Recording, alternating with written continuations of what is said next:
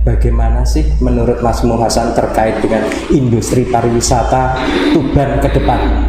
Demikian, monggo dibuka. Iya, terima kasih Mas Denny. Berkenaan dengan wisata yang ada di Tuban, berdasar fakta data yang disampaikan tadi itu adalah merupakan bagian dari sesuatu yang nampak yang harus kita follow up. Persoalannya adalah Tuban itu lagi-lagi kalau kita melihat dari pantainya, dari pegunungannya, dari pedesaannya dan seterusnya, itu adalah sangat potensi sekali untuk dijadikan tempat jujukan untuk para wisatawan. Persoalan yang terjadi itu hanya sebatas wacana. Faktanya apa?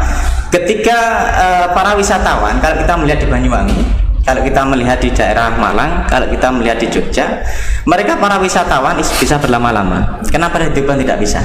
Itu karena memang di Tuban itu ada potensi, tapi dari sisi ini hanya sebatas berkeinginan.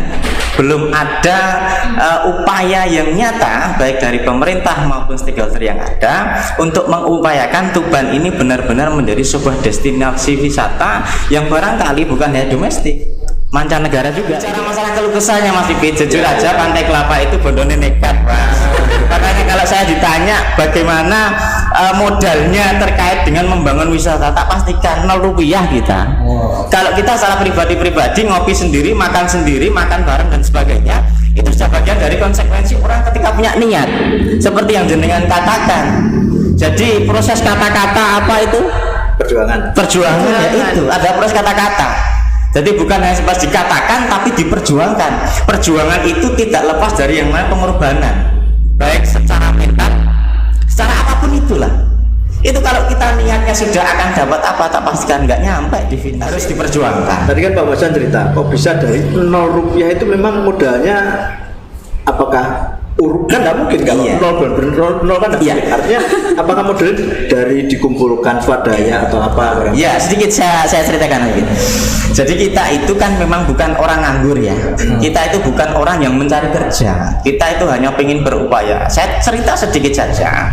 Bagaimana ketika wisata Pantai Kelapa yang hanya sepedukuhan itu, yang kanan kirinya sudah dijadikan sebuah usaha yang lainnya seperti pembenihan dan sebagainya. Kalau misalkan Pantai Kelapa itu dipakai untuk pembenihan, tak pastikan kan pohon kelapa harus tumbang. Ketika pohon kelapa tumbang, maka itu akan mempengaruhi air di bawah tanahnya, akan berbau, berasa dan juga berwarna barangkali. Bisa dibuktikan tempat-tempat warga yang dekat dengan pembenihan itu baunya sudah nggak enak airnya. Hanya bisa dipakai nyuci, tapi nggak bisa dipakai untuk minum. Ini persoalannya yang pertama, yang upaya kita. Terus apakah memang benar-benar rupiah gitu yang untuk bangun itu? Jujur saja, karena kita memang bukan orang yang nganggur, kita punya pekerjaan, hanya kita pengen berkarya dan hidup ini untuk apa sih sebetulnya, gitu kan? Ketika kita merasa puas dengan hidup ini dimanfaatkan atau termanfaatkan, tak pastikan itu kok sebetulnya hidup itu, gitu ya. Sehingga ketika kita mengeluarkan uang dalam kondisi tertentu, taruhlah membangun gorong-gorong yang untuk landasan lewatan, ya memang butuh uang. Tapi tak pastikan seandainya itu tidak jadi wisata Pantai Kelapa, artinya karena tidak diajabah oleh Tuhan, misalkan tidak jadi, tak pastikan uang itu hilang. Terus mau apa kita? Ya sudah. Maka saya katakan tidak ada perhitungan yang kelak ketika dalam bikin gorong-gorong dengan taruhlah habis 15 juta misalkan. Kalau tidak kembali bagaimana? Ya sudah, kita ikhlas. Nah, itu yang terjadi. Harus ada stakeholder di sana. Keterlibatan stakeholder. Nah, boleh dijelaskan sebenarnya keinginan Mas Muhasan sebagai ketua Perdarwis itu stakeholdernya pengennya seperti apa? Iya, sedikit kami sampaikan kepada Bapak sekalian bahwasannya wisata Pantai Kelapa itu kalau boleh kami katakan, karena lahannya itu adalah lahan pribadi, lahan orang per orang, yang di pundak kami tanggung jawabnya terkait dengan pengkondisian lahan tersebut, sehingga timbulnya nilai dan sebagainya itu menjadi tanggung jawab kita. Lah, karena memang kondisinya seperti itu, mestinya bisa dikatakan itu adalah bersifat swastaraya kan gitu. Swastaraya. Tapi karena lagi ngerti pencetusan pertama kali. Ini bisa jadi PT atau CV. Swastaraya. Tapi, nah ini persoalannya. Tapi lagi-lagi Iya. hidup itu termanfaatkan atau dimanfaatkan, maka bersyukurlah itu kan. Sehingga kita tetap mengedepankan nilai-nilai sosial. Karenanya tidak melulu dari sisi profit oriented yang kita kejar. Karenanya di Pantai Kelapa itu kita posisikan plot-plotnya dari sisi keuangan dan sebagainya, sehingga ada yang namanya CSR, ada yang namanya pengembangan gitu kan. Sehingga baru di pengelola dan pemilik lahan. Luar biasanya adalah ketika banyaknya orang, antara 25 sampai 31 orang yang kita satukan untuk membuat sebuah destinasi wisata dengan wawasan pemikiran yang sama, dan mereka bisa mengikuti ini yang barangkali luar biasanya. Sehingga paling tidak itu tidak mudah dalam rangka memprospek orang untuk menyatukan beberapa pemikiran menjadi satu tujuan, Satu frekuensi. satu frekuensi, satu server, satu keinginan. Faktanya itu berjalan, Mas. Ini akan berjalan sampai kapan? Wallahu alam. Semua tergantung kepada kita semua. Artinya apa? Transparansi. Artinya kita jangan boleh main-main gitu kan. Mentang-mentang sudah diamanati secara totalitas, sambil kita bermain-main ria misalkan. Nah, pastikan itu pun juga tidak akan berjalan. Regulasi. Nah, regulasi untuk pariwisata seperti apa ini, Mas? Jadi begini, perkembangannya ini. berkenaan dengan swasta raya, kenapa ketika mengembang itu bisa besar? Karena di sana tidak ada yang namanya aturan dari sisi secara administrasi di pemerintahan. Contoh, penganggaran di 2022 itu harus sudah direncanakan di 2021. Padahal kebutuhannya sebenarnya di 2021. Momen, situasi, kondisi, ruang dan waktu itu menentukan. Bayangkan seandainya kita mau membuat wisata Pantai Kelapa pas momennya di pandemi.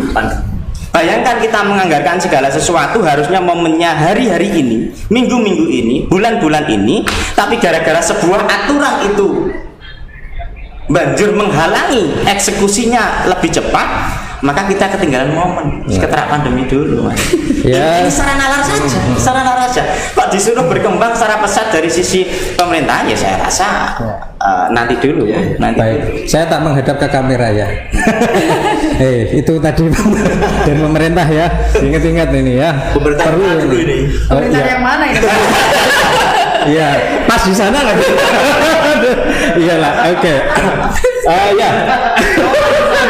Enggak gini. Oke, jadi kayak prosesnya pembahasan Ya. ini apa jadi ketua Pok Darwis dulu ataukah bikin wisata dulu baru jadi ketua Pok? Jadi kita saat itu adalah saya dengan teman-teman itu bergerilya 2 tahun, Mas.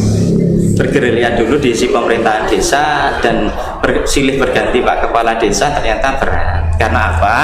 Tidak banyak orang yang berani berkorban walaupun di depan itu menanggung risiko dan sebagainya. Tidak banyak.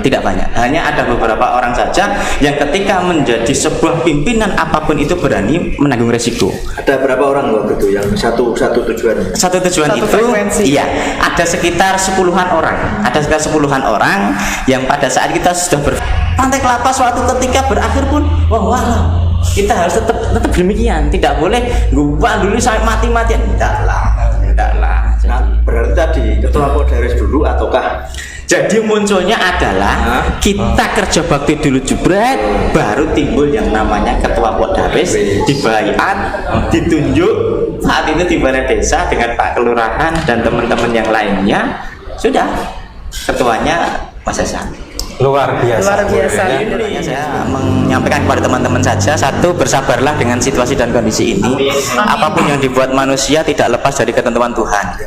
Harapan kami adalah tetap jaga iman, jaga imunnya di situasi yang seperti ini. Apapun kebijakan yang ada, sekiranya tidak sesuai dengan hati nurani kita, toh faktanya kita juga bisa apa? Ikuti, tidak usah ngambil resiko yang terlalu, yang pada hakikatnya hanya akan merepotkan kita. Saya contohkan saja, secara diam-diam wisata kita buka, itu menjadi perusahaan besar itu. Bagaimana dengan dendanya? Bagaimana dengan pidananya? Karenanya yang bisa kita lakukan selaku di akar rumput adalah ikuti aturan main yang ada, sembari jangan pernah tinggalkan Tuhan. Amin. Berarti cukup 1 M ya, Manuto. Tidak usah berkata saya. Terima kasih Mas Muhammad.